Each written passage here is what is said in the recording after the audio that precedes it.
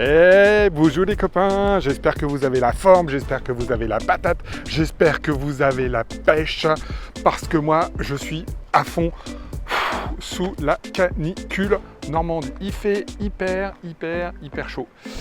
Et ben j'en profite pour vous faire un petit tuto. Et ben le tuto aujourd'hui... Ah non, je voulais vous dire un truc avant. Vous êtes beaucoup à me suivre de plus en plus et je vous en remercie. On a passé les 5600 abonnés sur la chaîne YouTube. Et il y a aussi Instagram. Instagram, j'y poste pas mal de photos, j'y mets des stories tous les jours pour essayer de vous raconter un petit peu les préparations de sortie, tout ce genre de choses. Donc moi, ce que je vous propose, c'est, je vous mets un petit lien là ou là, je crois que c'est là. Rejoignez-moi sur Instagram pour qu'on puisse se suivre et on peut reprendre le tuto. Alors le tuto aujourd'hui, le mieux, c'est que je vous montre. Je suis sûr que vous avez les mêmes problèmes que moi.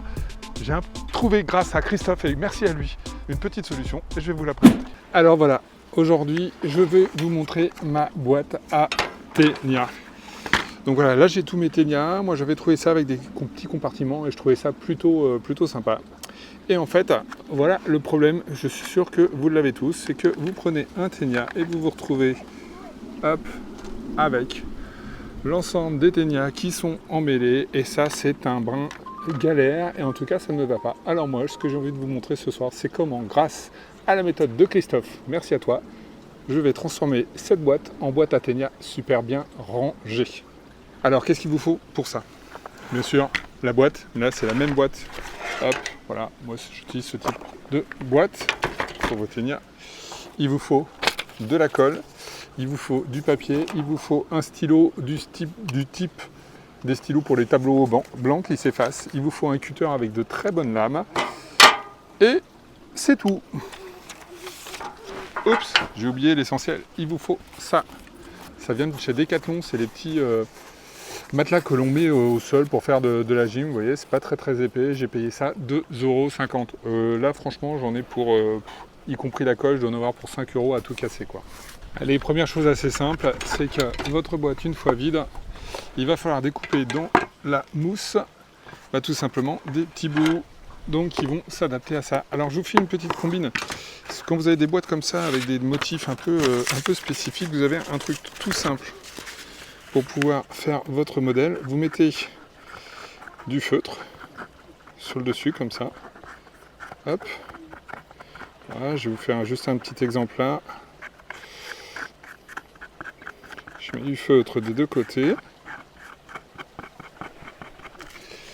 Vous prenez votre papier blanc, vous le posez dessus, vous ne bougez plus, vous appuyez. Là, il fait un peu chaud, donc le feutre sèche vite, mais voilà, vous avez l'empreinte de votre boîte qui va vous permettre de découper la mousse assez facilement. Donc, je vais vous passer toute la réalisation de cette boîte en accéléré pour pas que ce soit trop long à regarder en vidéo.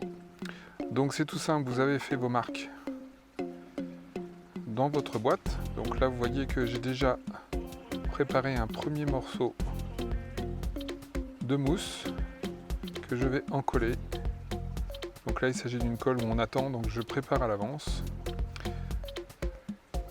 Je double les épaisseurs de mousse et sur chaque épaisseur je vais faire 2 entailles avec un cutter qui coupe très bien. Une fois que ces mousses sont entaillées, elles sont collées l'une sur l'autre pour doubler l'épaisseur afin que vos hameçons tiennent le mieux possible.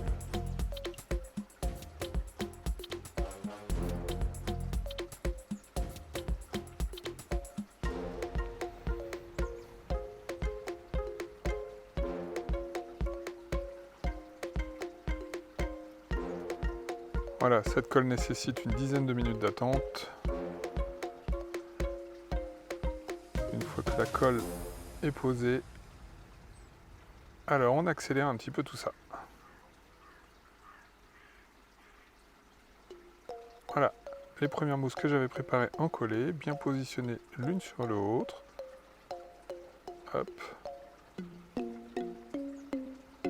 Je prends la boîte, on vérifie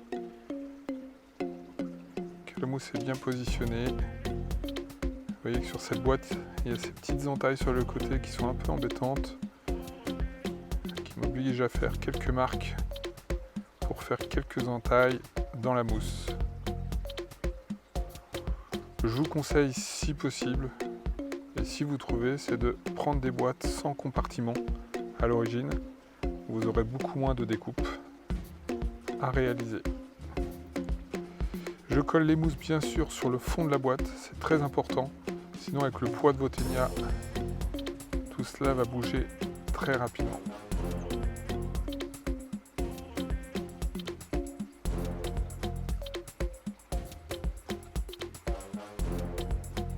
Hop.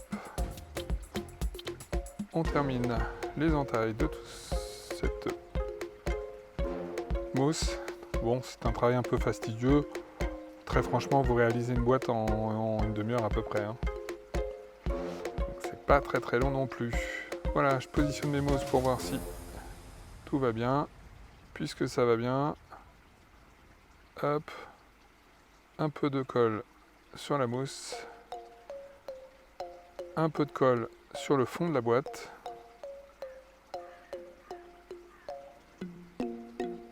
On laisse sécher. Bon, très clairement, c'est une dizaine de minutes. Là, j'ai réalisé cette boîte, il faisait 40 degrés sous la canicule, donc le temps de séchage était beaucoup plus rapide. Voilà, vous voyez que la boîte est réalisée. Donc maintenant, c'est tout simple. Il vous suffit de positionner vos ténias. Alors, les ténias, on les positionne hameçon, pointe de l'hameçon vers le haut. Donc, vous voyez, tout simplement, je les mets dans l'encoche. Et ça tient très bien. Et je viens positionner mon second hameçon du ténia juste à côté dans la fente. J'évite de planter trop dans la mousse parce que vous allez être obligé de changer vos mousses régulièrement. Vous allez les arracher, alors que si vous coincez les hameçons tête vers le haut dans votre boîte, vous n'arracherez pas du tout la mousse et votre boîte sera beaucoup plus durable. Bon, personnellement, j'utilise quelques gros ténias de temps en temps, donc j'ai besoin d'une boîte assez haute pour que le plomb passe. Si vous utilisez des ténias beaucoup plus petits, 30-40 grammes, vous pouvez prendre une boîte moins épaisse ou tout simplement rajouter une troisième épaisseur de mousse. Vu le prix du rouleau, ne vous privez pas. Vous voyez que ça se positionne vraiment très facilement.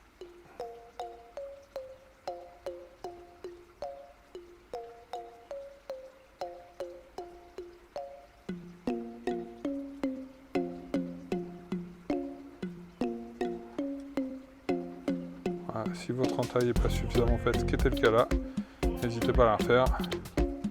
Vous voyez que là, avec la profondeur, hein, ça doit représenter presque 1 cm, hein, les deux mousses l'une sur l'autre.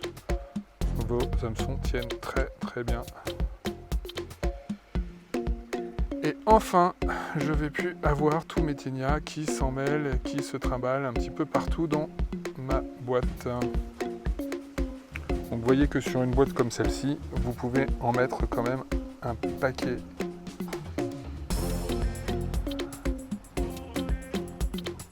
Là vous voyez, sur le premier compartiment, il y a déjà une douzaine de rangées, on peut en rajouter encore 2, donc vous voyez, c'est une boîte où vous allez facilement ranger 30-40 ténias de toute taille.